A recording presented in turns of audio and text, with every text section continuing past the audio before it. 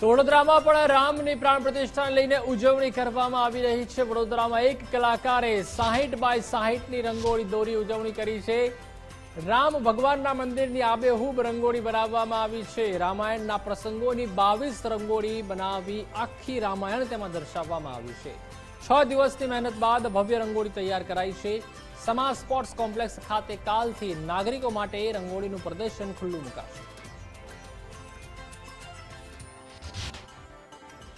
22મી તારીખ એટલે કે આવતીકાલે રામલલ્લા નિજ મંદિરમાં બિરાજમાન થવા જઈ રહ્યા છે, ત્યારે આખો દેશ એક ઉત્સવ અને દીપાવલી મનાવી રહ્યો છે। સંસ્કારી નગરી વડોદરામાં પણ અલગ અલગ માધ્યમથી ભગવાન રામની આરાધના કરી રહ્યા છે।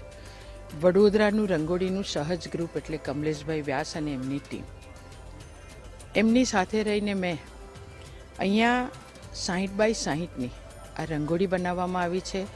આ રંગોળીમાં અયોધ્યા રામ મંદિર છે, રામલલ્લાને પણ બતાવવામાં આવ્યા છે, સાથે દેશના વડાપ્રધાન નરેન્દ્રભાઈ મોદીજી પણ છે। તો એની સાથે સવિશેષ ભગવાન રામલલ્લાનો જન્મ થાય અને જન્મથી લઈ અને ભગવાન રામલલ્લા વનવાસ જઈને ફરી અયોધ્યા જ્યારે આવે છે ત્યાં સુધીની રામાયણની કૃતિ એક રંગોળીના માધ્યમથી આ સહજ ગ્રુપે અહીંયા બતાવી છે। તો ખૂબ સુંદર આયોજન કર્યું છે સહજ ગ્રુપ કમલેશભાઈ એમની ટીમ દ્વારા।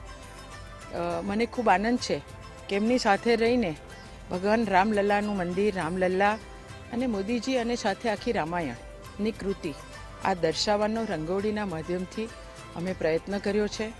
આપના માધ્યમથી આવતીકાલે અમે સવારે 9 વાગે ખુલ્લું મૂકવા જઈ રહ્યા છે। આજે રાત્રે 12 વાગે એ ખુલ્લું થઈ જશે, એટલે સંપૂર્ણ બની જશે।